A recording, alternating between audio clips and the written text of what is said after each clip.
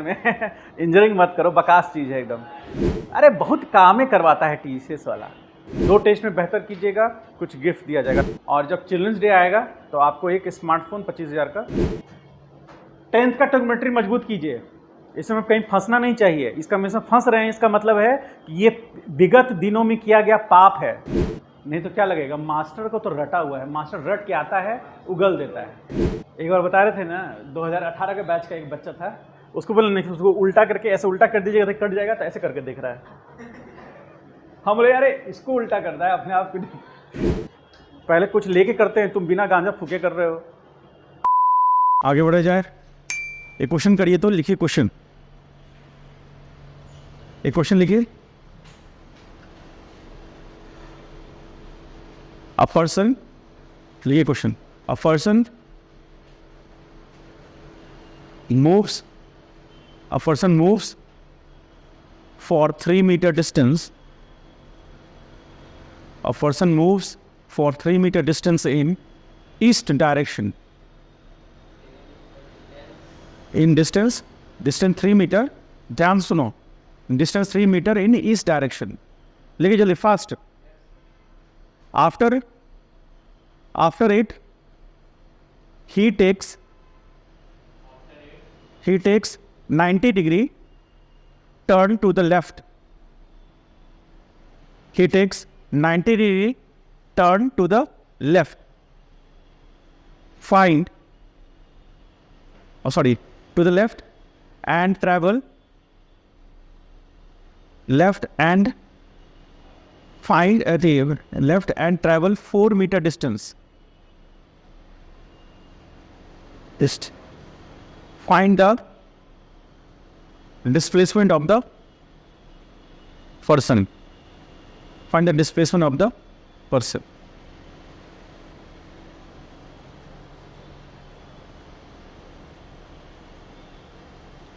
कहने का मतलब कि एक आदमी है जो कितना 3 मीटर डिस्टेंस ट्रेवल किया, किस डायरेक्शन में, तो ये इस डायरेक्शन में हुआ 3 मीटर।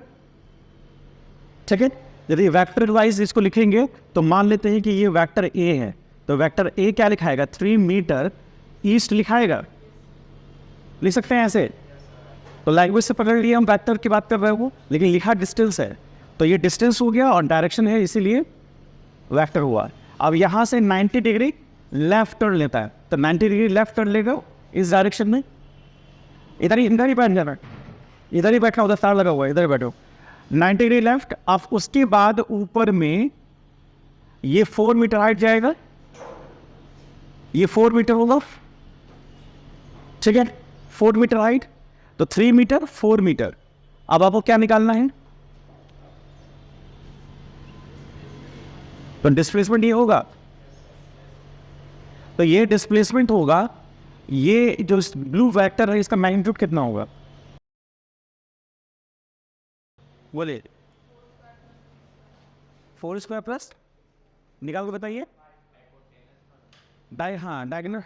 डायग्राम दिया हुआ है ना, 5 होगा।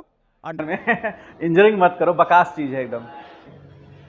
3 मीटर 4 मीटर कैसे लाएंगे हम लोग, सिंपल, जो हम लोग पाइथागोरस थ्योरम जानते हैं, तो होगा क्या, 3 square plus 4 square equal to, ये हाइपोटेनस, इसको पॉइंट को O मान लीजिए, इसको A मान लीजिए, इसको B मान लीजिए। ऐसा हम लोग कंस्ट्रक्शन कर सकते हैं। अभी ध्यान से देखिए, ऐसे छोटे छोटे क्वेश्चंस कैसे बनेगा। तो एक आदमी की इस डायरेक्शन में गया, कितना मीटर गया, 3 मीटर, तो 3 मीटर उसका डिस्टेंस हो गया, यानी वेक्टर का लेंथ हो गया 3 मीटर, और इस डायरेक्शन दे दिया, और वहां से 90 डिग्री लेफ्ट टर्न लेता है, तो 90 डिग्री ये हो गया, तो ऑब्वियसली ये एंगल कितना होगा, 90 डिग्री होगा। और यदि 90 डिग्री राइट टर्न लेता तो ये नीचे आ जाता। और कितना डिस्टेंस ट्रेवल किया, 4 मीटर। यानी कि इसका मतलब है वेक्टर वाइज हम लिखना चाहें तो OA vector is equal to 3 meter east होगा, और वेक्टर में देखिए क्या लिखेंगे, AB vector is equal to 4 meter north. Very good, ठीक। अब हम बात करेंगे जो रिजल्टेंट वेक्टर आएगा वही तो हमारा डिस्प्लेसमेंट होगा। डिस्प्लेसमेंट क्या होता है, final position minus initial position.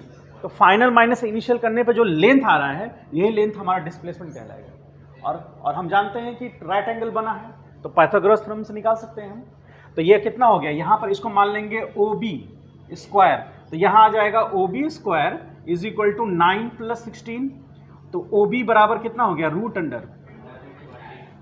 Root हो गया 25 is equal to 5 meter. OB का लेंथ हो गया, इसलिए वो 5 लेंथ होगा मीटर। अच्छा, डायरेक्शन की बात करें, ये एंगल हमको निकालना है, तो ये एंगल निकाल लेंगे तो ये डायरेक्शन बताएगा। तो आप ध्यान से समझिए, इसका एक स्टैंडर्ड फॉर्मूला है, आपको यहाँ पर बना देते हैं, फिर इसी को उतार लीजिएगा। अभी देखिए सिर्फ 2 मिनट। कहाँ पर? नहीं, मैग्नीट्यूड निकाले ना, तो वेक्टर OB क्यों लिखेंगे, डायरेक्शन थोड़ी लिखे हैं, अभी डायरेक्शन तो निकाल रहे हैं। अभी देखिए यहाँ पर एंगल मान लीजिए थीटा है,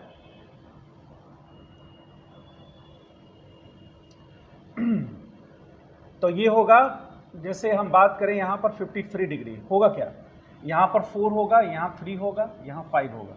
एक और ट्रायंगल है, अभी रुकिए देखिए, सिर्फ बाद में उतार लीजिएगा, समय देंगे बाद में उतारने के लिए। ये होगा 4 मीटर, ये 3 मीटर और ये होगा 5 मीटर, तो ये होगा 37।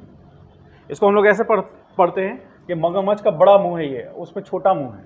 तो यहाँ पर हम साइन, कॉस और टैन का बात करेंगे। तो साइन थीटा, तो साइन थीटा में हमारा थीटा कितना है यहाँ पर 53, तो साइन 53 का वैल्यू कितना होगा 4/5। कॉस 53 का वैल्यू बेस है ना 3/5। टैन 53 का वैल्यू, टैन 53 का वैल्यू तो 4/3, ये याद रखना है। तो जहां कहीं भी आपको 4/3 मिल रहा है या फिर क्या कर रहे हैं 3/5 मिल रहा है, तो 4/5 मिल रहा है, तो आप साइन के साथ टर्म ले लेंगे। कैसे करेंगे बताएंगे आपको आगे। अब यहाँ पर देखिए, यहाँ पर साइन 37 तो आ जाएगा कितना 3/5, और कॉस 37 तो आ जाएगा 4/5, और टैन 37 तो आ जाएगा कितना 3/4। ये याद रखना है आपको। 2 मिनट सुनिए, ये कैसे कहाँ यूज़ करना है अभी तुरंत समझ में आ जाएगा। अब यहाँ पर हमको देखना है, तो हम बात कर रहे हैं थीटा, तो हम बात करें टैन थीटा, तो टैन थीटा इस केस में कितना होगा 4/3 होगा। तो 4/3 किसका आ रहा है, तो इसका मतलब है कि थीटा कितना होगा,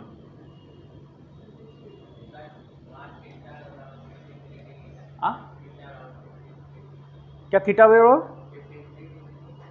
कैसे लिखे हैं आप, ऐसा कीजिए, साइन 53 का कैलकुलेटर में वैल्यू पुट कीजिए। साइन 53 बराबर कितना आता है, वही आएगा जो 4/5 का रेशो होगा। ये कैलकुलेटिव वैल्यू है, कैलकुलेटर से आया हुआ है। बोल, साइन थीटा बराबर P/, हाँ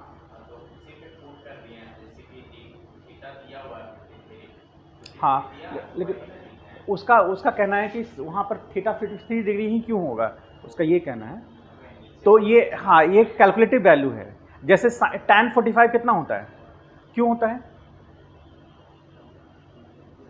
sin 30 का वैल्यू कितना होता है, क्यों,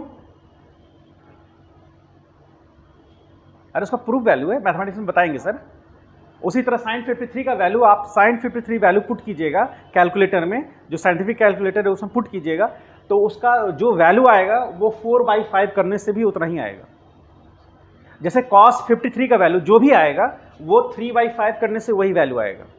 इसीलिए हम ये मैथमेटिकल कैलकुलेशन से आया हुआ वैल्यू है, तो हम इसको डायरेक्ट यूज़ कर सकते हैं। हाँ, ये हम फिजिक्स में ये बहुत सारी जगह पे यूज़ होगा, आप इसको देखिएगा, आराम से यूज़ होगा और वो आंसर में भी रहेगा।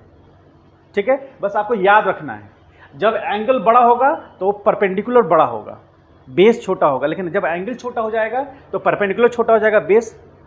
हाइपोटेनस तो हमेशा 5 ही रहेगा, वो तो बड़ा रहेगा ही हमेशा, लेकिन जब एंगल छोटा होगा तो परपेंडिकुलर छोटा हो जाएगा। तो साइन कितना हो जाएगा 3/5, कॉस को होगा 4/5, और टैन कितना हो जाएगा 4/3, 3/4 हो जाएगा। हाँ, उसी मुताबिक है। तो अब यहाँ पर हम थीटा कितना दे सकते हैं 53, यानी कि इसको ऐसे कह सकते हैं कि 53 डिग्री विथ क्या क्या लिखेंगे, नॉर्थ ऑफ ईस्ट, ऐसा लिख सकते हैं क्या, बोलिए, लिख सकते हैं। तो मैग्नीट्यूड निकल गया, डायरेक्शन निकल गया, वेक्टर डिफाइन हो गया। तो वेक्टर कैसे डिफाइंड हुआ? यहां पर क्या फाइनल लिख सकते हैं? यहां लिख सकते हैं O B vector is equal to 5 meter और 53 डिग्री नॉर्थ ऑफ ईस्ट, ऐसा लिख सकते हैं। तो ये आपका वेक्टर डिस्प्लेसमेंट वेक्टर बन गया। समझ पाए? उतार लीजिए। कोई डाउट, कहीं कोई समस्या तो बताइए। हो गया? अगला क्वेश्चन लिखिए। A boy is moving along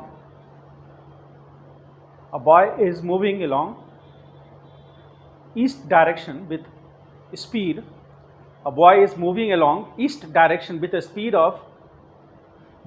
of 4 meter per second. Moving along east direction with a speed of 4 meter per second. After it, he turns 60 degree to the left. After it, he turns 60 degree to the left. 60 degree to the left and moved with same speed.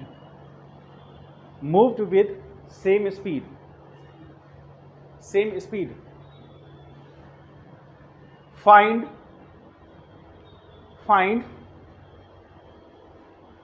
angle made by its change in velocity with initial velocity. Find the angle made by its change in velocity with initial velocity. Question को ध्यान से पढ़िए, diagram draw कीजिए। Diagram draw किए, question बन गया। कुछ नहीं है क्वेश्चन।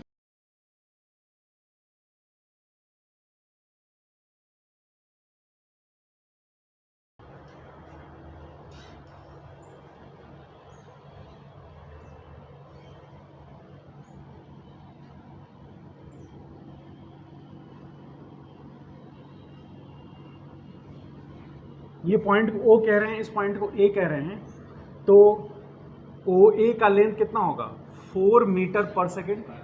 तो ओ ए वैक्टर कैसे डिफाइंड होगा? देखिए 4 मीटर पर सेकेंड किस में? ईस्ट में होगा। यहां से फिर क्या करता है वो? 60 डिग्री लेफ्ट टर्न लेता है, तो ये इस डायरेक्शन में जा रहा है।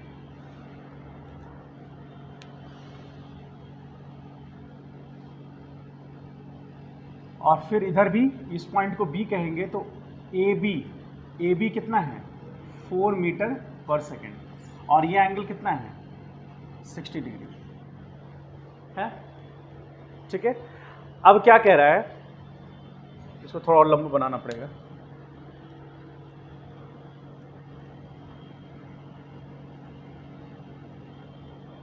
अब क्या कह रहा है? ये वाला पोजीशन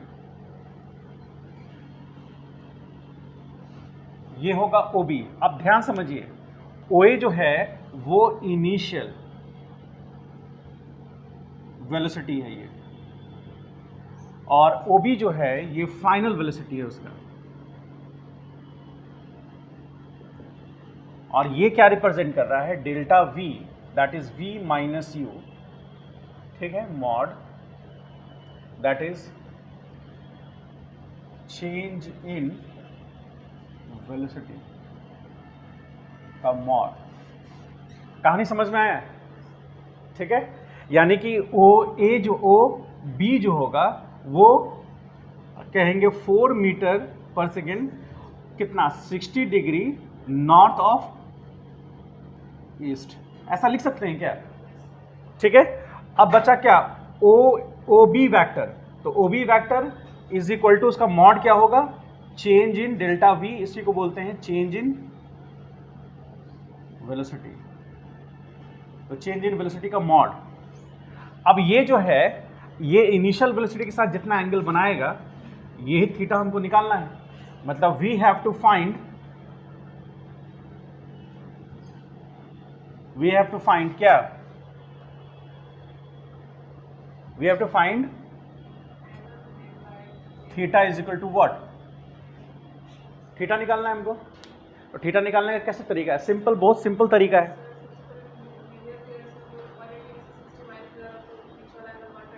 हाँ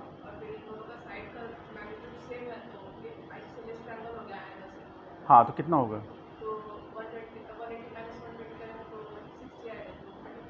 हाँ वेरी गुड, ठीक। तो ये 30 होगा, ये निकालना था बस, समझ पाए। ये एंगल कितना होगा, 180 माइनस 60 बराबर 120 डिग्री हुआ। क्योंकि दोनों साइड्स बराबर, तो दोनों एंगल कितना कितना होना चाहिए, थीटा और अल्फा बराबर होंगे फॉर आइसोसेलेस।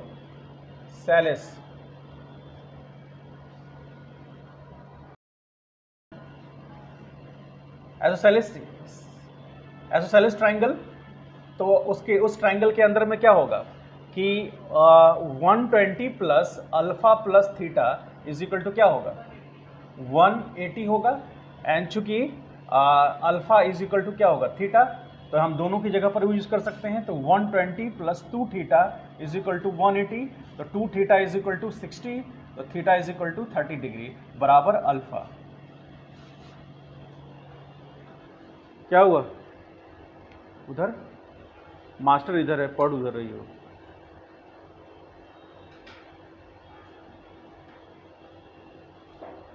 चंगू का है, लगातार क्लास से आते तबीयत खराब हो गई हैं, इतना क्लास लगातार कर लिए। और बोले थे ना कि कुछ खाने पीने लेके आने के लिए, सुबह में से शाम तक क्लास।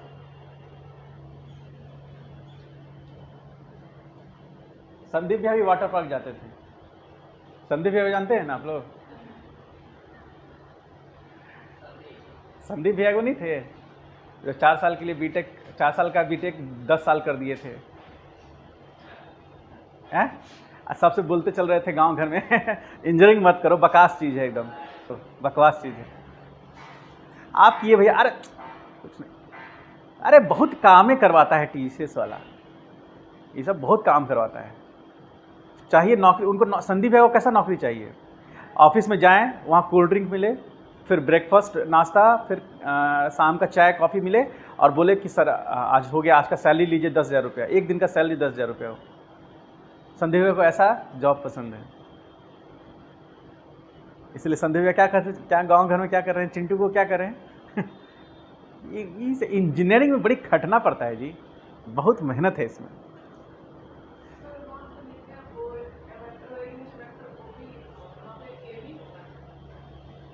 ये ओबी है ना, ये वाला, हाँ ये वाला ना, तो ये तो ठीक है, तो 4 मीटर पर सेकेंड ये भी तो है। अच्छा ये लिख देना, सॉरी, हाँ यहाँ ए लिखना होगा, हाँ ठीक है। चलिए अब पैरेललोग्राम लॉ में पढ़ते हैं हम लोग। ये एक दो क्वेश्चन है जो ट्रायंगल लॉ से आपको लैंग्वेज पकड़ना है, ठीक है, लैंग्वेज पकड़ना है। अब इसका भी आप निकाल सकते हैं मैग्नीट्यूड, कोई बड़ी चीज़ नहीं है, मैग्नीट्यूड निकाल सकते हैं, लेकिन थोड़ा डिफिकल्ट है, इसलिए क्वेश्चन में नहीं दिया आपको, सीधे एंगल पूछ दिया। एंगल आसान था, ये 4 नंबर में आपका नीट में आता है क्वेश्चन।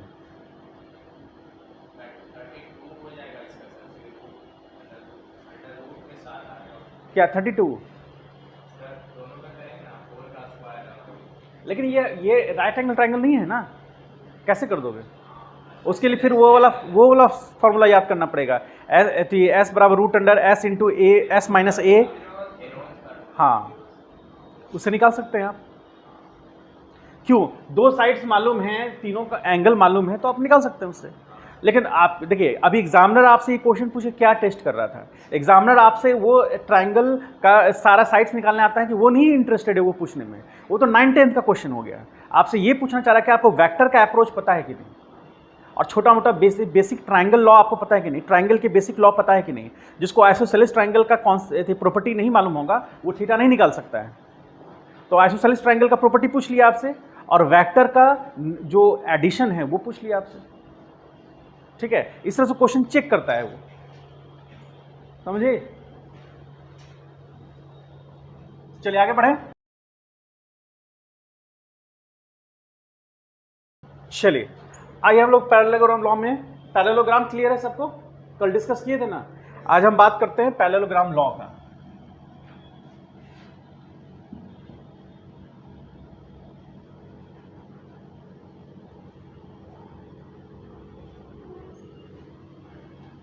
बहुत इंपॉर्टेंट है, ट्रायंगल लॉ से ज्यादा इंपॉर्टेंट है ये, ध्यान रखिएगा। अभी हम लोग बात कर रहे हैं पैरेललोग्राम में लॉ में, तो ग्राफिकल मेथड का फॉलो कर रहे हैं हम लोग। ग्राफिकल मेथड फॉलो करेंगे, इसके बाद हम लोग एनालिटिकल मेथड फॉलो करेंगे। एनालिटिकल मेथड मतलब मैथमेटिकली हम लोग उसको देखेंगे कि मैग्नीट्यूड क्या होगा, डायरेक्शन क्या होगा। अभी हम लोग ग्राफिक से निकालेंगे मैग्नीट्यूड और डायरेक्शन क्या होगा, ठीक है, फिर मैथमेटिकली निकालेंगे। देखिए ग्राफिकल मेथड, तो ग्राफिकल मेथड में सबसे पहले मान लीजिए हमारे पास एक वेक्टर है। अभी ध्यान से देखिएगा, कुछ लिखना नहीं है, ध्यान से देखिए। एक वेक्टर मान लीजिए ए है हमारे पास और एक वेक्टर ये बी है, ठीक है। हो सकता है दोनों का मैग्नीट्यूड बराबर हो या नहीं भी हो सकता है, लेकिन डायरेक्शन तो सेम नहीं है, ठीक है। दो वेक्टर को हमको क्या करना है, पैरेललोग्राम लॉ क्या बोलता है कि दो वेक्टर को इस तरह से अरेंज कीजिए जैसे एक पैरेललोग्राम के एडजेसेंट साइड्स होते हैं। एडजेसेंट साइड्स मतलब एक साइड्स के सटा हुआ दूसरा साइड, उसी को एडजेसेंट साइड्स बोलते हैं। और कैसे अरेंज करना है, तो टेल टू टेल अरेंज करना है। जैसे ट्रायंगल लॉ में हम क्या करते थे, फर्स्ट के हेड से दूसरे के टेल को जोड़ते थे, फर्स्ट के हेड से दूसरे के टेल को जोड़ते थे ट्रायंगल लॉ में। लेकिन पैरेललोग्राम लॉ में क्या है कि फर्स्ट का टेल दूसरे के टेल के साथ मैच करेगा और वो दोनों पैरेललोग्राम के एडजेसेंट साइड्स होंगे। और किस तरह से हम लोग उसको शिफ्ट करेंगे, पैरेलल, ताकि वेक्टर चेंज ना करे। वेक्टर किसी भी कीमत पर चेंज नहीं करना चाहिए, अदरवाइज रिजल्ट सही नहीं आएगा, ठीक है। तो इसमें अरेंज लिखवाएंगे उसको, तो आप ध्यान समझिए। ए वेक्टर को एज इट इज यहां ऐसे उतार देते हैं और बी वेक्टर को उसको टेल से जोड़ देते हैं। देखिए कैसे, ये वेक्टर ए हुआ, ये टेल पॉइंट है उसका, और यहां से इसको पैरेलल शिफ्ट करेंगे तो ये होगा वेक्टर बी होगा। तो पैरेलल शिफ्ट किए, थोड़ा सा टेढ़ा हो गया, इसको ऐसे लेके चलिए, ये बी वेक्टर हुआ, ए वेक्टर हुआ, ठीक है। तो बी वेक्टर ए वेक्टर कैसे अरेंज हो गया, टेल टू टेल। तो टेल टू टेल अरेंज हुआ, ये है पॉइंट पर। तो टेल टू टेल अरेंज है तो हम सिंपली इसको कह सकते हैं कि ये थीटा होगा, जिसको एंगल ऑफ वेक्टर बोल सकते हैं, क्योंकि एंगल ऑफ वेक्टर निकालने के लिए भी हमको क्या चाहिए, दो वेक्टर पैरेलल हो, दो vector tail to tail add किया हो, और उसका स्मॉलर एंगल को ही क्या बोलेंगे, एंगल ऑफ वेक्टर, इसीलिए इसको हम थीटा ले सकते हैं, एंगल ऑफ वेक्टर। अब क्या कहता है कि ये यदि एडजेसेंट साइड्स को रिप्रेजेंट कर रहे हैं पैरेललोग्राम के, तो हम दो और साइड्स बनाएंगे। जैसे यहां पर ऐसे, तो ये वेक्टर को मान के चलेंगे कि ये पैरेलल शिफ्ट हो सकता था, हुआ नहीं है, हो सकता था। तो ये पैरेलल शिफ्ट करेंगे, यहां पर आ गया, और इसको पैरेलल शिफ्ट करेंगे तो ऐसे, तो एक पैरेललोग्राम बना। तो पैरेललोग्राम में आपके पास जो रियल वेक्टर्स हैं, ये भी लिखाए थे कल, वेक्टर्स कैन बी एडेड, मतलब इसमें भी दो वेक्टर ही ऐड होंगे। तो हमारे पास ऐसे चार वेक्टर यहां दिख रहे हैं, तो कंफ्यूज मत होइएगा, ये चार वेक्टर नहीं है, हैं दो ही वेक्टर। समझ पाए इस बात को? तो ये हो गया इस तरह से। अब हुआ क्या कि ये दोनों रियल वेक्टर हैं, और ये वेक्टर को पैरेलल शिफ्ट करने से, कौन सा, ये वाला वेक्टर को, तो इसका हम नाम दे दें, मान लीजिए ये O पॉइंट है, और इस पॉइंट को P कह लेते हैं, और ये पॉइंट को Q, और इस पॉइंट को हम R कह देते हैं। इसका मतलब है कि OP जो लेंथ है उसी को पैरेलल शिफ्ट करने से हमको RQ मिलेगा, और OR लेंथ है उसको पैरेलल शिफ्ट करने से PQ मिलेगा। लेकिन हम शिफ्ट किए नहीं हैं, है दो ही वेक्टर, लेकिन दिख रहे हैं कैसे, पैरेललोग्राम के चारों साइड से जैसे दिख रहे हैं, ठीक है। तो अब कह रहा है कि यदि इस तरह से अरेंज कर देंगे तो उसका जो डायगोनल होगा, तो दो डायगोनल होंगे, एक डायगोनल ऐसे होगा, एक इस तरह से क्रॉस करेगा। तो जो वो डायगोनल जो कॉमन टेल पॉइंट से क्रॉस करेगा, वो डायगोनल इस दोनों वेक्टर का रिजल्टेंट रिप्रेजेंट करेगा। फिर से बोल रहे हैं कि जब दो वेक्टर को हम पैरेललोग्राम के एडजेसेंट साइड की तरह रिप्रेजेंट कर देंगे और उनका अरेंजमेंट टेल टू टेल रहेगा, तो जो रिजल्टेंट वेक्टर है वो पैरेललोग्राम के डायगोनल से पास करेगा जो उनका कॉमन टेल से होगा। ठीक है, तो यहां पर ये जो है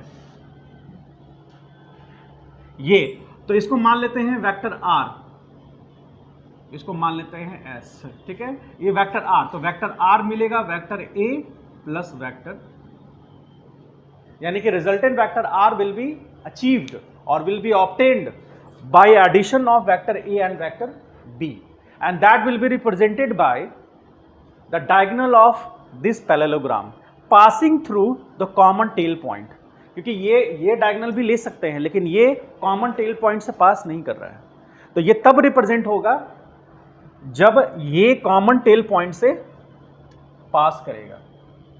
समझ पाए इस बात को? तो ये वेक्टर B है और वेक्टर A मिलकर जो इफेक्ट देगा ना, वो इफेक्ट ये अकेले देगा। समझ पाए? तो करना क्या है, दो वेक्टर उनको सबसे पहले पैरेलल शिफ्ट करते हुए टेल टू टेल ऐड कर देना है, और यदि वो पैरेललोग्राम के एडजेसेंट साइड को रिप्रेजेंट कर रहे हैं तो उसके डायगोनल से पास, जो उसे कॉमन टेल पॉइंट से पास करने वाला डायगोनल होगा उससे वो रिप्रेजेंट होगा। ठीक है, जैसे एक और एग्जांपल, ये हम पहला एग्जांपल लिए, एक और एग्जांपल यहां लेते हैं। देखिए ध्यान से, फिर पॉइंट्स लिखाएंगे। मान लीजिए कि एक वेक्टर ये है, ये वेक्टर C है, और मान लीजिए कि एक वेक्टर ये है, ये वेक्टर D है। ठीक है, अब दोनों को हम सिंपली क्या कर देंगे, ऐड कर देंगे टेल टू टेल। तो टेल टू टेल ऐड करेंगे तो देखिए कैसे होगा। मान लीजिए कि ये हो गया C पॉइंट, C वेक्टर, और यहीं से ये हो गया D वेक्टर। ठीक है, अब C और D मिल गया, तो इसके पैरेलल यहां ऐसे जाएगा और इसके पैरेलल एक यहां ऐसे जाएगा,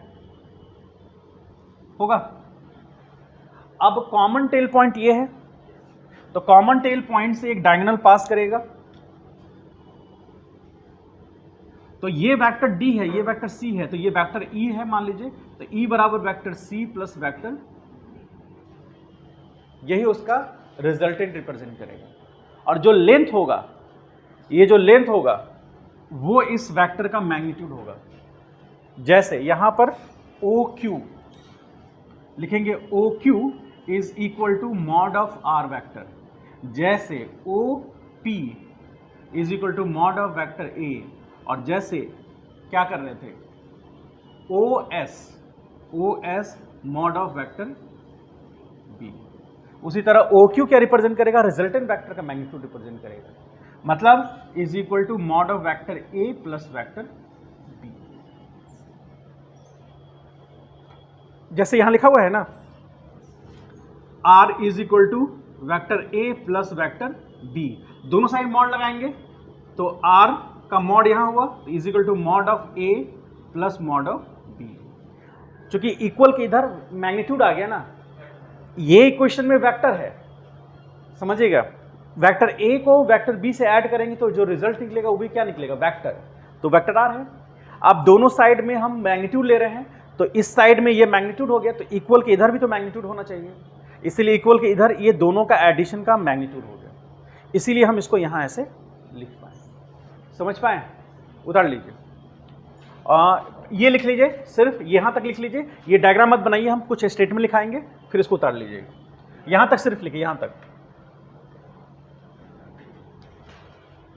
हो गया, यहां तक सिर्फ लिखिए, आगे लिखिए उसके आगे।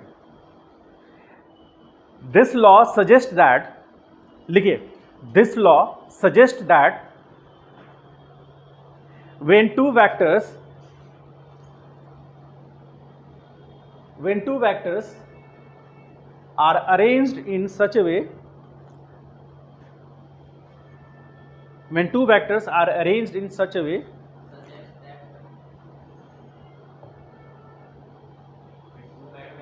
लिखो उसको,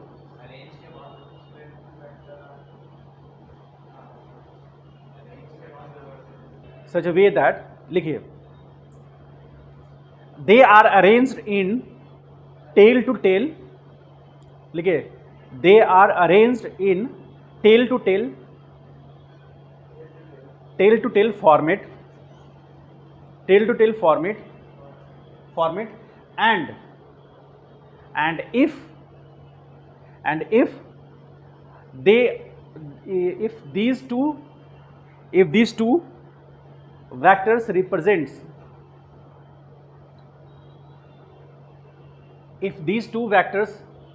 represents the adjacent sides of a parallelogram,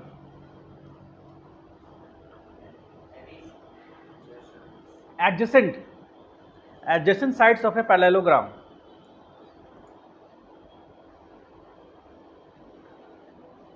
then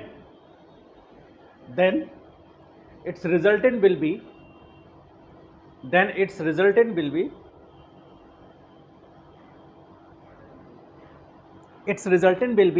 passing through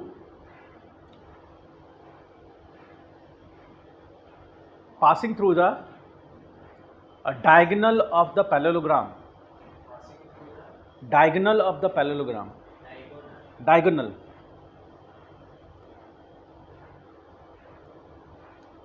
which is crossing the common tail point.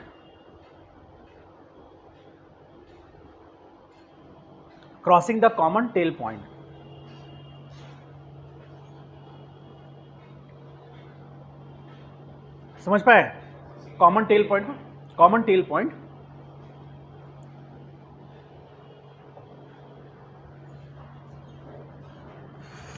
देखिए ये कॉमन टेल पॉइंट है,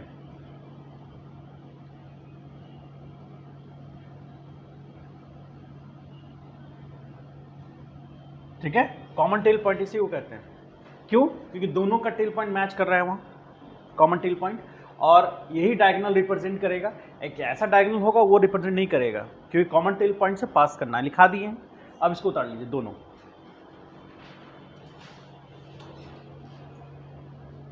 जल्दी फास्ट उतारिए तो 2 मिनट में कुछ क्वेश्चंस कराना है आज, जल्दी से। हो गया? चलिए अब हम लोग बात करते हैं एनालिटिकल मेथड का। एनालिटिकल मेथड पूरा समय हम लोग के पास आज कम से कम 1:30 बजे तक पढ़ेंगे, मन लगा करके, ठीक है। कोई दिक्कत किसी को? ऐसे ही बाहर बारिश होने वाला है तो क्या जाइएगा बाहर।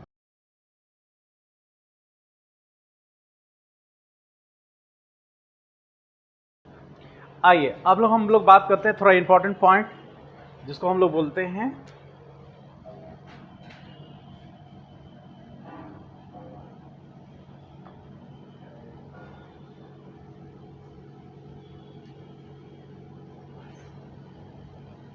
हेडिंग दीजिए। एनालिटिकल मेथड मतलब मैथमेटिकली हम उसको कैलकुलेट करके देखेंगे और बहुत सारे सवालों का जवाब आपको मिलेगा यहाँ से। और हम स्टार मार्क दे रहे हैं तो इसका मतलब है कि आपको इस पर ज़्यादा ध्यान देना है, भूलना नहीं है। और जिस पर भी स्टार मार्क देते हैं आपके टेस्ट में क्वेश्चन तय है, उससे रहेगा, एकदम फिक्स है। टेस्ट में अच्छा कीजिएगा लगातार, एक मंथ में 4 टेस्ट होंगे, 2 टेस्ट में बेहतर कीजिएगा, कुछ गिफ्ट दिया जाएगा लगातार 2 टेस्ट में, और 4 टेस्ट में बेहतर कर गए तो और बड़ा गिफ्ट दिया जाएगा। और जब चिल्ड्रंस डे आएगा तो आपको एक स्मार्टफोन 25,000 का, यदि आप थ्रू आउट सबसे बेहतर रहे तब। 5G जियो फ्री थर्ड पार्ट नहीं है ये, जो हम लोग पढ़े थे ना पैरेललोग्राम लॉ में ही ग्राफिकल मेथड पढ़े हैं। और अब ठीक है आगे बढ़े तो पैरेललोग्राम लॉ ही है, लेकिन ग्राफिकल मेथड पढ़ लिए। अब हम लोग पढ़ेंगे एनालिटिकल मेथड, मैथमेटिकली प्रूफ करेंगे। तो अभी 10 मिनट के लिए एकदम कॉपी पेन रख दीजिए, एकदम ध्यान से देखिए, एक ही चीज़ को बारीकी से देखिए। जितना ध्यान से देखेंगे, जितना ध्यान से समझेंगे, उतना टॉपिक क्लियर होगा। और बहुत इंपॉर्टेंट है, स्टार मार्क तो हम पहले ही दे दिए हैं। आपके जो भी टेस्ट होगा, जब कभी भी टेस्ट होगा, आपका शेड्यूल बनेगा आपके टेस्ट का, तो उसमें इससे क्वेश्चन रहेगा, ये गारंटी है। कम से कम 2-3 क्वेश्चन रहेंगे, ठीक है। और आपके नीट और जेई में भी क्वेश्चन इससे रहेंगे। कम से कम वेक्टर से यदि 3-4 क्वेश्चन पूछा तो 1 क्वेश्चन इससे जरूर रहेगा। नीट में तो 2 क्वेश्चन रहेगा, ठीक है। अब देखिए यहाँ क्या कह रहा है एनालिटिकल मेथड। तो हम सिंपली हम लोग जानते हैं कि सपोज कीजिए कि ये एक वेक्टर है, ए, ये वेक्टर ए है, ठीक। और इसी के टेल पॉइंट से एक वेक्टर ये हो गया बी, बी वेक्टर हो गया। अब ए वेक्टर और बी वेक्टर, तो इसको हम थीटा बोल रहे हैं, तो थीटा क्या कहलाएगा? एंगल ऑफ वेक्टर्स, कौन कौन? A and B. क्लियर है? कहलाएगा, कोई दिक्कत नहीं, क्योंकि छोटा सा एंगल बना है। अब हम क्या कर रहे हैं कि पैरेललोग्राम इसका रिप्रेजेंट कर रहे हैं। तो पैरेललोग्राम देखिए ऐसे बना,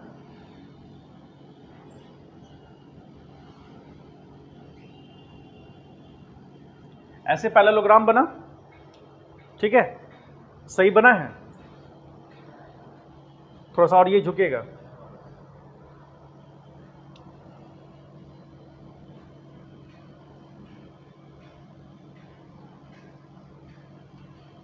अब ठीक है। देखिए पैरेललोग्राम बन गया, ये तो वेक्टर ए है। अब इस पॉइंट को हम मान दे रहे हैं O और इस पॉइंट को नाम दे रहे हैं M, यहां पर हम नाम दे रहे हैं N, इस पॉइंट को नाम दे दीजिए P और इस पॉइंट को दे दीजिए Q। अब हम क्या कर रहे हैं, अब सुनिए ध्यान से, एनालिटिकल मेथड कर रहे हैं। तो ये तो पैरेललोग्राम पहले हम लोग देख लिए, ठीक है। अब इसमें रिजल्टेंट कैसे रिप्रेजेंट होगा? ये उसका रिजल्टेंट रिप्रेजेंट होगा, जिसको हम लोग R से रिप्रेजेंट करेंगे। तो R बराबर क्या हो गया? Vector A plus vector B हो गया, ठीक है। तो रिजल्टेंट ये रिप्रेजेंट किया। अब हमको निकालना है मैथमेटिकली कैसे उसका वैल्यू निकलेगा। तो सबसे पहले हम क्या किए कि यहां से आगे हम एक्सटेंड कर दिए इसको आगे, ठीक, आगे एक्सटेंड कर दिए, ये हम अपने तरफ से किए हैं। और यहां से एक परपेंडिकुलर ड्रॉ कर दिए, परपेंडिकुलर यहां ड्रॉ किए 90 डिग्री, और इस पॉइंट को जहां परपेंडिकुलर ड्रॉप किया इस लाइन को, इस पॉइंट को हम एन पॉइंट कह रहे हैं। समझ पाए? क्या किए?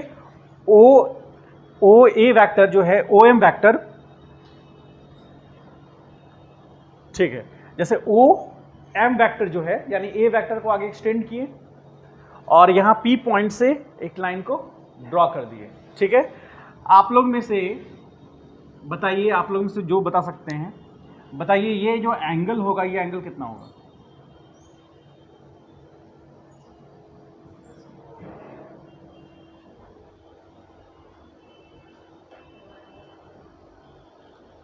बोलिए एंगल कितना होगा?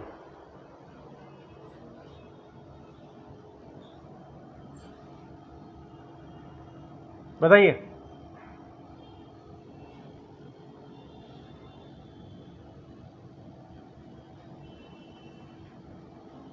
लो, इसलिए बोलते हैं ध्यान से देखिए।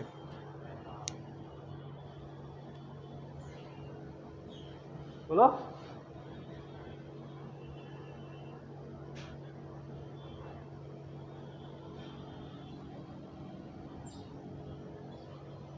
होगा? अरे ये थीटा तो थीटा होगा, क्योंकि ये बी वेक्टर है तो ये भी तो बी वेक्टर होगा। अब पैरेललोग्राम मेथड फॉलो करेंगे हम लोग, तो ये वाला जो है ओ क्यू जो होगा वो एम पी के पैरेलल होगा, तो इसलिए एंगल क्या होगा? सेम होगा, ठीक है। अब ध्यान समझिए, तो ओ एम ऐसा लिख सकते हैं, ओ एम लेंथ जो होगा वो ए होगा, और एम इसको ऐसे लिख सकते हैं, O Q is equal to B is equal to कितना? एम पी होगा, ठीक है। अब इस ट्राइंगल में आ जाइए, कौन से ट्राइंगल की बात कर रहे हैं? तो राइट एंगल ट्राइंगल कौन सा?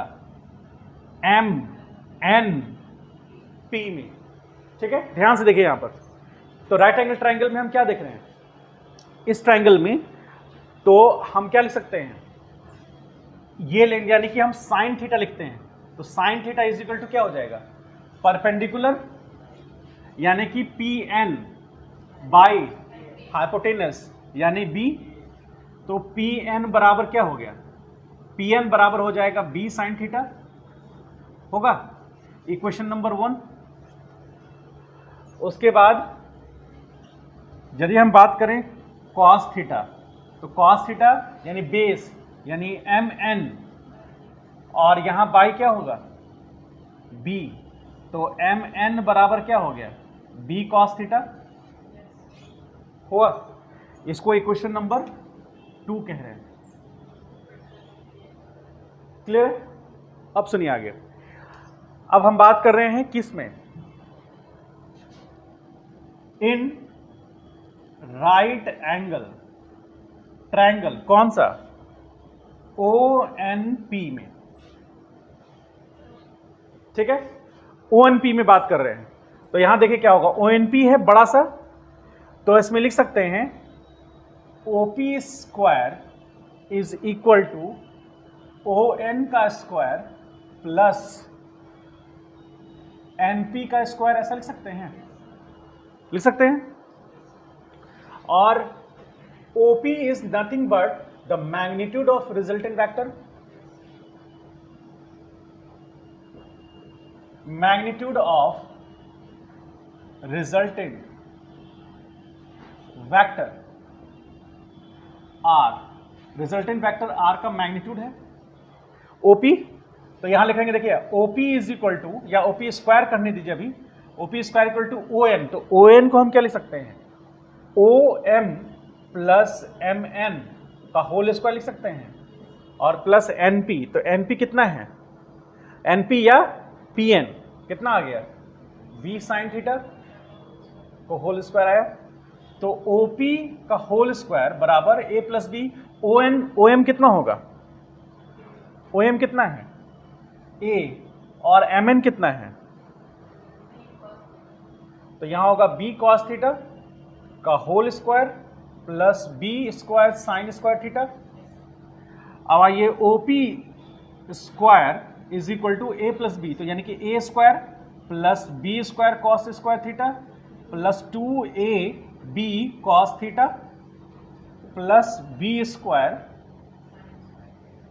साइन स्क्वायर थीटा होगा ऐसा। तो OP का होल स्क्वायर इक्वल टू, अब यहां से ध्यान से देखिए, यहां पर B स्क्वायर और वहां B स्क्वायर, तो A square plus B square common लिए तो sign square theta plus cos square theta और प्लस 2AB कॉस थीटा होगा ऐसे। तो ये टर्म कितना हो जाएगा, तो ये टर्म हो गया इक्वल टू 1 हो जाएगा। तो यहां पे आएंगे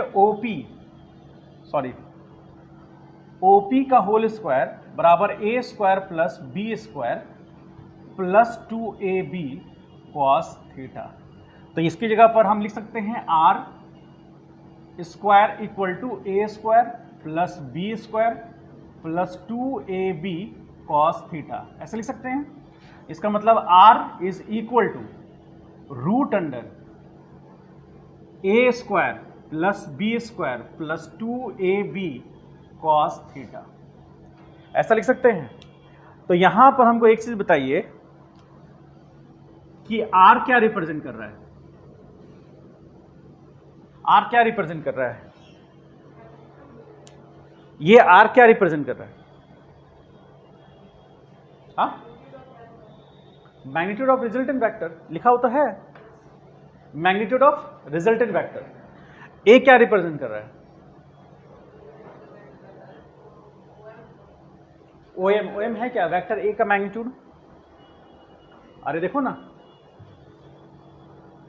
ए लिखा हुआ है ना, हम क्या बताए थे, किसी वेक्टर का मैग्नीट्यूड या तो मॉड देके लिख लीजिए या फिर उसका एरो भी हटा दीजिए तो उसका मैग्नीट्यूड बताए थे ना। तो यहां पर जैसे OM है तो यानी कि लेंथ है, लेंथ किससे रिप्रेजेंट हो रहा है, ए वेक्टर, यानी एक वेक्टर का मैग्नीट्यूड है ए। यदि हमको एरो देंगे तो हम उसका मैग्नीट्यूड डायरेक्शन दोनों की बात करेंगे। तो यहां पर क्या हुआ, आर क्या हो गया, आर रिजल्टेंट वेक्टर का मैग्नीट्यूड हो गया। ए जो हुआ यानी कि वेक्टर जो फर्स्ट वेक्टर है, इसको हम दोनों में से किसी को भी फर्स्ट मान सकते हैं, इसको फर्स्ट मान लिए तो फर्स्ट वेक्टर ए जो उसका मैग्नीट्यूड हो गया। बी स्क्वायर सेकेंड वेक्टर का मैग्नीट्यूड का square plus 2 into first vector का मैग्नीट्यूड इंटू सेकेंड वेक्टर का मैग्नीट्यूड और कॉस थीटा। थीटा क्या है, एंगल बिटवीन वेक्टर्स कौन, A and B, A and B के बीच का एंगल हो गया, समझ पाए। तो इस रिलेशन से यदि आपको फर्स्ट वेक्टर ए का मैग्नीट्यूड मालूम है, वेक्टर बी के मैग्नीट्यूड मालूम है और उनके बीच का एंगल मालूम है, तो आप रिजल्टेंट पता कर सकते हैं, पता कर सकते हैं, यानी रिजल्टेंट का मैग्नीट्यूड पता कर सकते हैं हम। अब आइए यहां पर, ये एंगल अल्फा, ये एंगल बीटा, तो अल्फा किसको कहेंगे? तो अल्फा देखिए क्या होगा, angle made by resultant vector R with vector A. Beta क्या होगा? Angle made by resultant vector R with vector B, यानी कि ए अल्फा जो होगा वो रिजल्टेंट वेक्टर जो वेक्टर ए के साथ बनाएगा वो एंगल, और बीटा क्या होगा? जो रिजल्टेंट वेक्टर वेक्टर बी के साथ जो एंगल बनाएगा उसको बीटा बोलेंगे। समझ पाए इस बात को? तो इसको उतार लीजिए, पहले पूरा उतार लीजिए। कहीं कोई डाउट है तो बोलिए, बोलिए कि हमको सर यहां नहीं समझ में, हम बताएंगे। बोलो, क्लियर है? कोई बोल ही नहीं रहा है, बोलो, क्लियर है? हाँ हाँ, उतारो।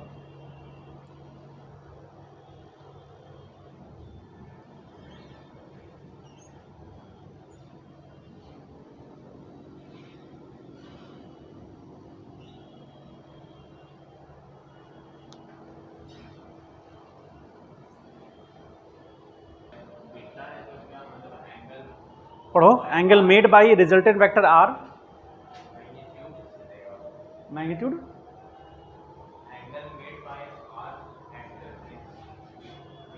With vector B, vector B के साथ आर वेक्टर का एंगल है, और ये आर वेक्टर हुआ ना, ये बी वेक्टर हुआ ना। अल्फा रिजल्टेंट नहीं, कहा अल्फा कहाँ रिजल्टेंट देगा? रिजल्टेंट वेक्टर आर, जो वेक्टर आर है वही रिजल्टेंट वेक्टर है। जैसे नहीं है ए प्लस बी तो मिला क्या? आर, तो आर क्या हुआ? रिजल्टेंट वेक्टर हुआ ना, जो किसके मिलने से बना? ए और बी के। क्या? ये वाला। तो ये कह रहा है angle made by resultant vector R with vector B, resultant vector R B के साथ जो एंगल बना रहा है दैट इज बीटा। ठीक है, अब डायरेक्शन की बात करते हैं। देखिए हम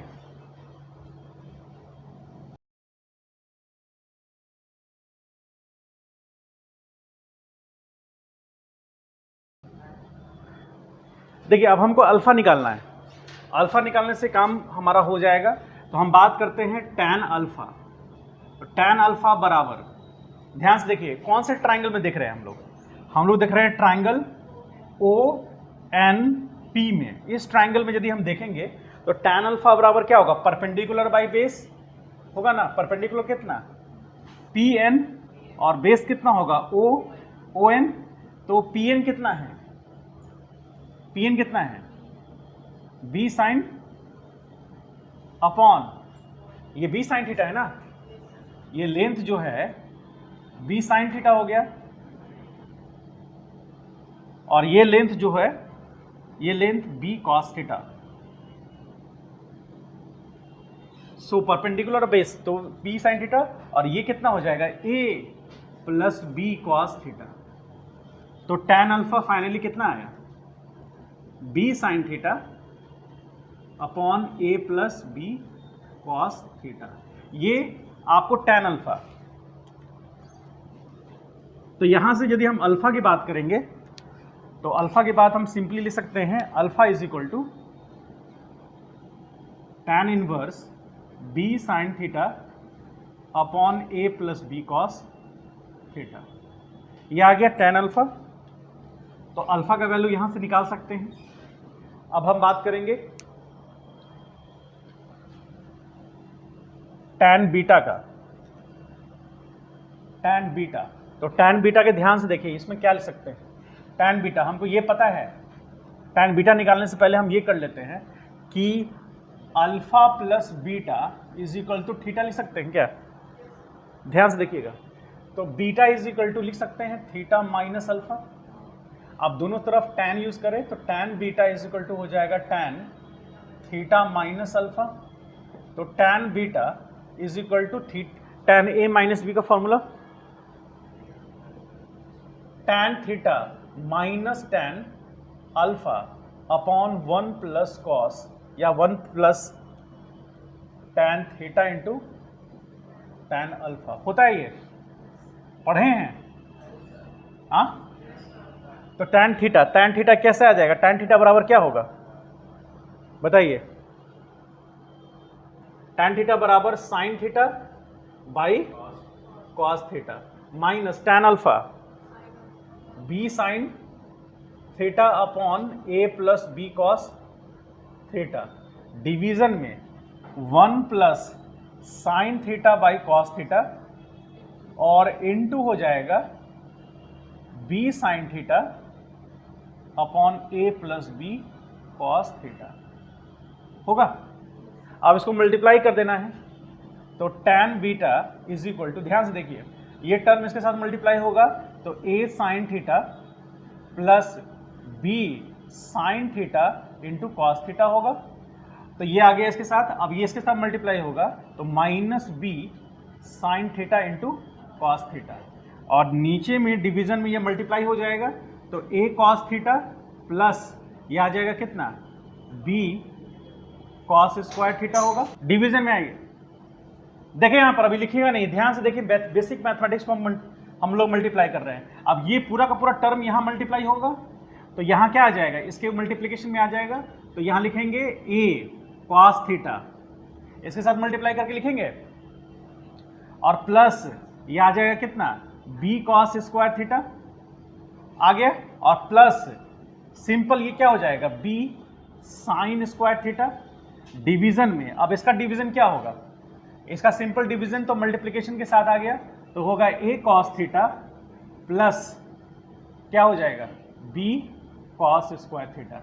अब देखिए यहाँ पर a cos theta plus b cos square theta यहाँ भी है यहाँ भी है, उल्टा होगा तो ये टर्म ऊपर चला जाएगा तो कैंसिल हो जाएगा ये, ठीक है। अब यहाँ पर देखिए b sine theta into cos theta, b sine theta into cos theta cancel होगा ये। अब ये टर्म तो ऊपर जाएगा तो ये नीचे रह जाएगा तो फाइनली आपके पास वैल्यू कैसा आएगा, देखिए यहाँ पर tan beta is equal to, यहाँ सिर्फ बचेगा a साइन थीटा डिवीजन में। अब यहाँ पर देखिए क्या है, b कॉमन ले सकते हैं ना तो ये आ जाएगा a cos theta plus b sign square theta plus cos square theta.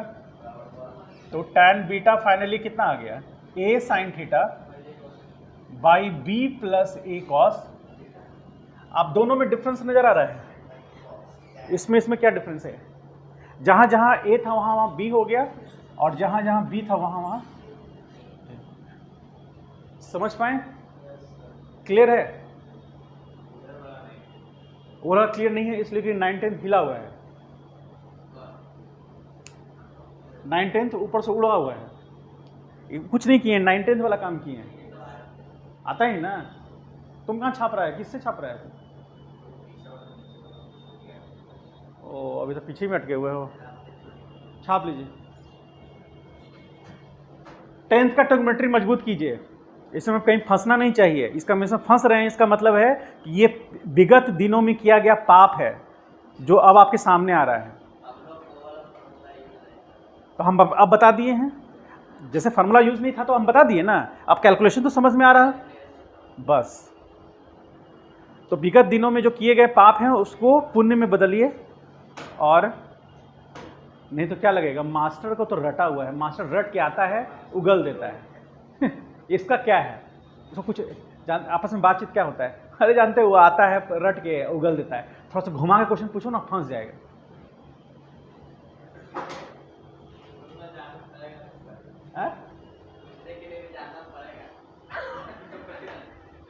हाँ ये बात तो सही है।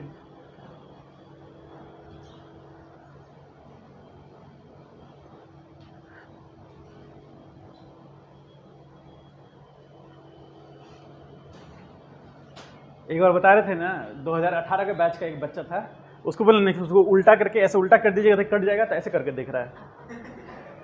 हम बोले अरे इसको उल्टा करना है, अपने आप को।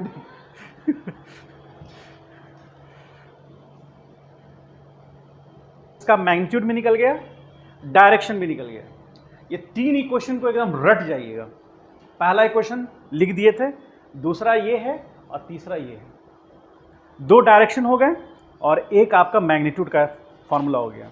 उसको फर्स्ट नंबर दे दीजिए, मतलब उसका जो भी नंबर दिए हैं, 3rd नंबर दिए हैं, तो इसको 4 नंबर दीजिए और इसको 5 नंबर दीजिए। एकदम रटा होना चाहिए, तीनों में एक भी नहीं भूलना है।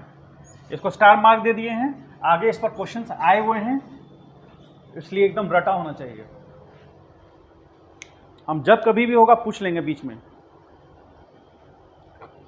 कि ऐसी घटना आज से कुछ दिन पहले घटी थी, क्या घटना आपको याद है?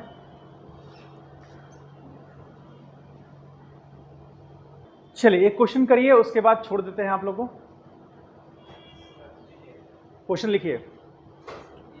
लिखने का काम फास्ट, एकदम फास्ट होना चाहिए लिखने का काम, समझे?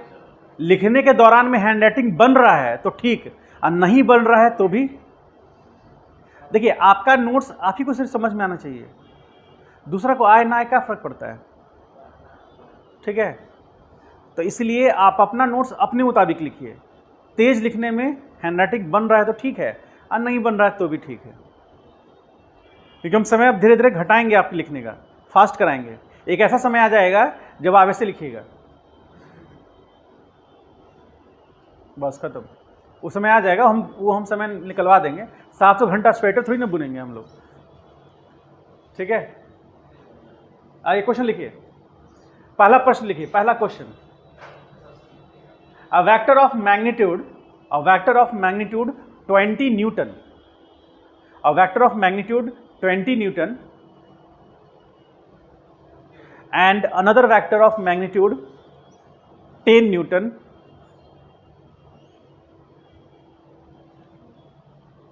are perpendicular to each other, find the magnitude of resultant vector,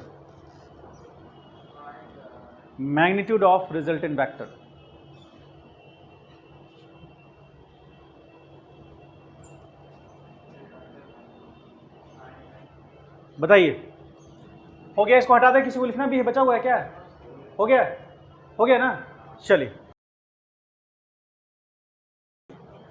question में क्या कह रहा है कि एक वेक्टर मान लीजिए कि हॉरिजॉन्टल डायरेक्शन में है और उसका मैग्नीट्यूड कितना है? 20 न्यूटन, ठीक है? और एक वेक्टर टेल पॉइंट से जोड़ लेंगे, परपेंडिकुलर है और इसका मैग्नीट्यूड कितना है? 10 न्यूटन, ठीक है? ये एंगल कितना है? 90 डिग्री, यानी कि थीटा दिया हुआ है। इसका मतलब मॉड ऑफ ए वेक्टर, किसी को भी एक वेक्टर मान सकते हैं, हम पहले बोले हैं। आप जनरली बड़ा वाला जो मैग्नीट्यूड है ना, उसको फर्स्ट वेक्टर मान लीजिए। आप इंडिपेंडेंट है, कोई दिक्कत की बात नहीं है। वो ये नहीं कर रहा है कि फर्स्ट वेक्टर ईस्ट में ही एक्ट हो रहा है, वो ये भी नहीं कर रहा है कि फर्स्ट वेक्टर नॉर्थ में एक्ट हो रहा है। आप जनरली क्या मान सकते हैं?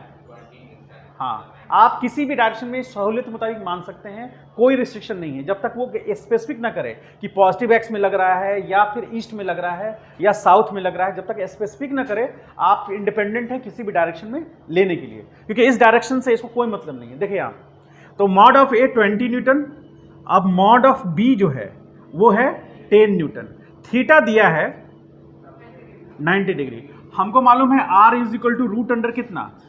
ए square plus B square plus 2ab cos theta. तो पुट करेंगे तो रूट अंडर कितना आएगा? ये होगा 20 का स्क्वायर प्लस 10 का स्क्वायर और प्लस 2 इंटू 10 इंटू 20, किसी को पहले ले लीजिए, क्या फर्क पड़ता है? और कॉस 90 कितना? दुनिया जानती है कॉस 90 कितना होता है? बोलो, प्रोसेस स्लो है तुम्हारा भी? हाँ, तुम्हारा भी प्रोसेस स्लो है। मास्टर कुछ बोल रहा था, समय देंगे, उल्टी थोड़ा देर में करना। बोलो, इसको पता नहीं मास्टर क्या पूछा है।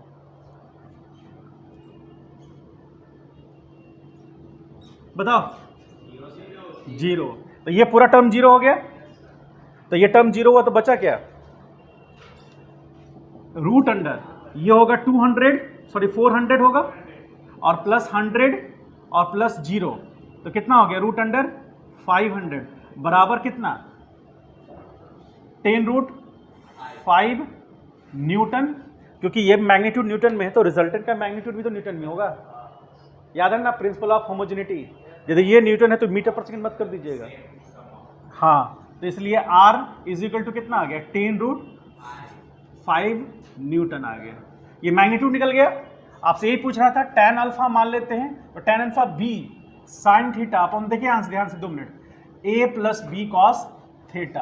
तो यहाँ पर a b कितना है 10 और sin 90 पुट करेंगे a कितना है 20 a कितना है 20 और इंटू b प्लस b कितना है 10 और cos 90 तो ये क्या हो जाएगा 0 तो बचा कितना 10/20 बराबर 1/2 तो tan alpha is equal to 1/2 alpha is equal to tan inverse 1/2 final value. खुश हो जाएगी। मैग्नीट्यूड डायरेक्शन बोले क्या दिक्कत है कहीं कोई दिक्कत है? हाँ कहाँ से आया अभी? अरे एकदम बहकी बहकी बातें कर रहे हो, अभी तुरंत किए हैं सॉल्व डेराइव किए हैं, देखो कहाँ से आया। पहले कुछ लेके करते हैं, तुम बिना गांजा फूके कर रहे हो। देखो कहाँ से आया, पूरा डेराइव किए हैं तो कह रहा है कि कहाँ से लाए। तुम तो गड़बड़ा दोगे मेरा। tan बीटा tan अल्फा का वैल्यू है b sin theta upon a plus b cos theta और tan बीटा का वैल्यू देखो क्या है, डायरेक्शन निकालना है ना, वेक्टर है। मान लीजिए आपसे सिर्फ मैग्नीट्यूड कहा तो मैग्नीट्यूड निकालिए। हाँ ठीक है, लेकिन हम अपने तरफ से दे दिए। लेकिन यदि डायरेक्शन यदि वेक्टर पूछेगा तो दोनों निकालना पड़ेगा, क्योंकि वेक्टर के पास दोनों चीजें होती हैं। ठीक है, असाइनमेंट देंगे फिर। अब समय आ गया है, वो शुभ घड़ी आ गई है।